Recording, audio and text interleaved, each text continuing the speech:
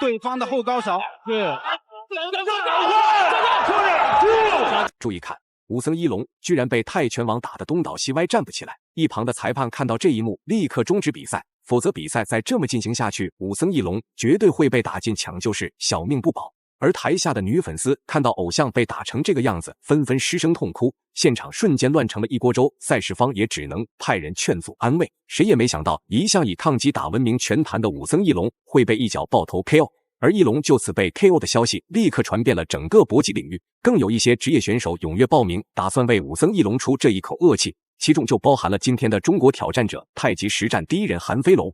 要知道，韩飞龙是5年来中国搏击领域最出色的职业选手，不管是百胜泰拳王还是世界冠军，都无法在韩飞龙面前撑过3回合。同时，韩飞龙还是太极宗师王占军的亲传弟子，所以韩飞龙本人不仅仅代表着太极功夫的脸面，也是中国搏击领域最响亮的王牌。而韩飞龙今晚将会遭遇职业生涯最强大的敌人泰拳王沙玉郎，只要打赢，不仅名利双收，还能为武僧一龙报仇雪恨。好了，废话不多说，为了让更多中国人看到韩飞龙的精彩表现，麻烦各位帅哥美女长按3秒点赞，小编祝各位早日赚到100万。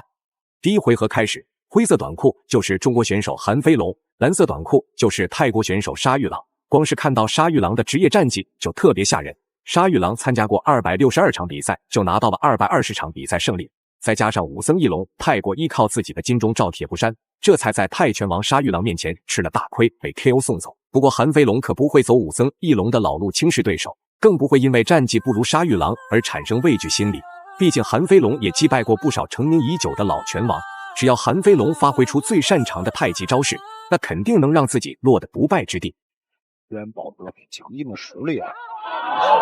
是的，这个泰国选手层出不穷，但是泰拳的4大天王波球、萧沙狂、沙玉郎，还有亚桑克莱，这个地位是不可撼动的，仍然被大家称为4大天王。那么韩飞龙呢是泰拳出身啊，也是跟随文成一步一步成熟起来啊。近年的这个比赛啊，越来越技术越来越熟练啊，对，而且战绩越来越不错。而且现在他把这个太极功夫啊和我们的自由搏击、擂台实战结合的更好了。沙玉郎的重击能力特别强，如果没有一些抗击打，随时都有可能被击倒读秒。好在韩飞龙自身的移动速度比较快，才没有让对手轻易得逞。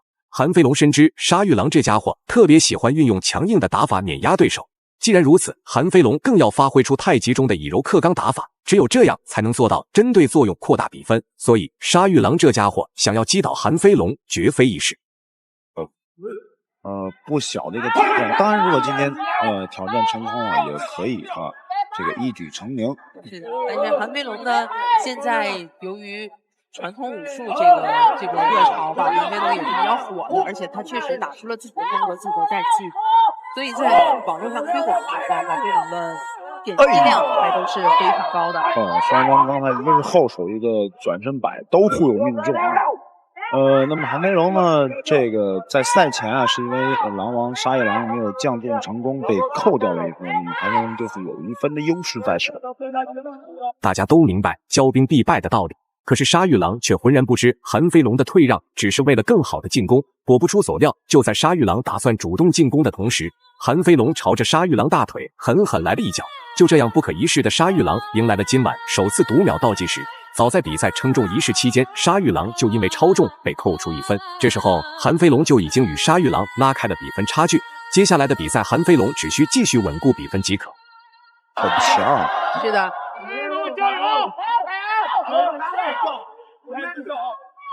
舍身踢没有成功。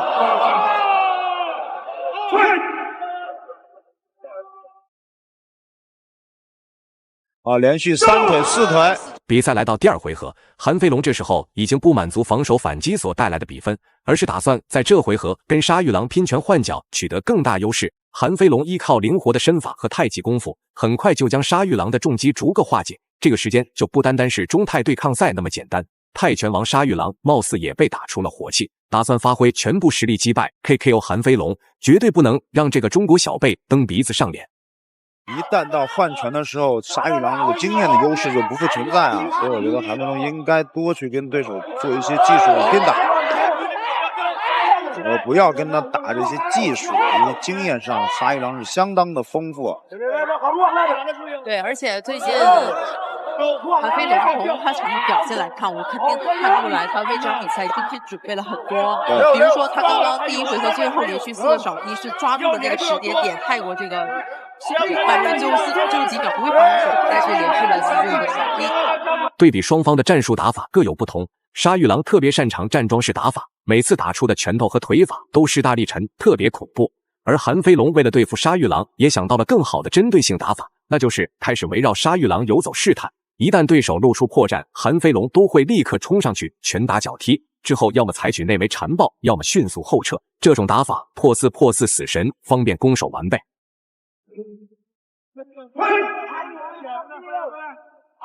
击腹漂亮。沙一郎抓住对手这个正蹬击腹，身体往上倾斜度很重啊，用整个身体力量压上去。连续2拳近身。先看看他的眼是否还在。他在早期的时候用 KO 过5一龙，所以说还是在中国打响气。对。韩飞龙呢，在备战期间呢，一直在经验。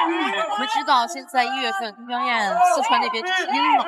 比赛进行到现在，沙玉郎也改变了开头的嚣张狂妄。因为沙玉郎都想不到今天的中国选手韩飞龙如此勇猛机智，就算正面不敌，也一直采取一些灵活游走，可以针对自己。论拼拳换脚，韩飞龙从来没有怂过，而游走状态沙玉郎却显得特别笨重。这说明韩飞龙的针对性打法起作用了，只要继续保持，说不定真能击败泰拳王沙玉郎。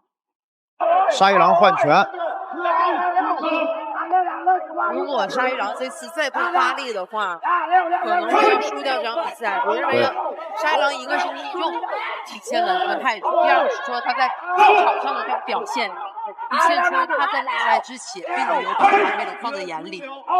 所以1分嘛，我也让赢回来。但是现在时候不一样了，韩飞龙发力。比赛来到第3回合，前2回合韩飞龙利用自己的身法成功完成了逆袭，不仅没有让自己受到太严重伤害，还将自己的比分优势扩大比较明显。反观泰拳沙玉郎却变得恼羞成怒，着急起来。如果不能在这回合找机会 KO 韩飞龙，那很明显的比分差距也只会让自己输掉今天的比赛。自己打过了武僧一龙，却被韩飞龙收拾得如此狼狈不堪，这传出去太过丢人，无法面对拳迷粉丝。这个角度看啊，臂展确实很长。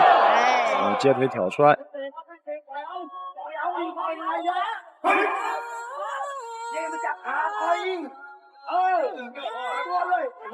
可以吸，但是挨了对手一个迎击。不能前手轻拳试探。韩飞龙今天的前手控制的距离非常不错。这样让沙一郎几乎每一击是把身体扑上去的，为了以求重量嘛。所以打完一击之后，韩飞龙这个距离的控制往往会让沙一郎很多动作落空。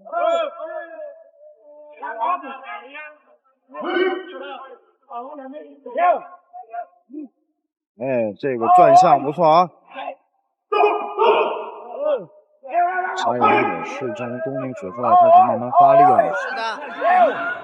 随着时间推移，韩飞龙与沙玉郎都出现了一些体力不支、大喘气的情况，尤其是沙玉郎更加明显。毕竟沙玉郎的年龄足足要比韩飞龙大上11岁，无论是体力储备还是反应力，沙玉郎都与韩飞龙差了一大截。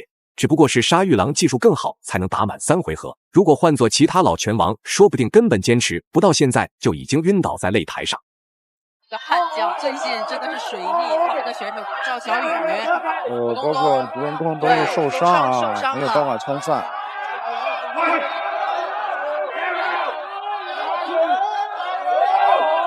再次挑摔，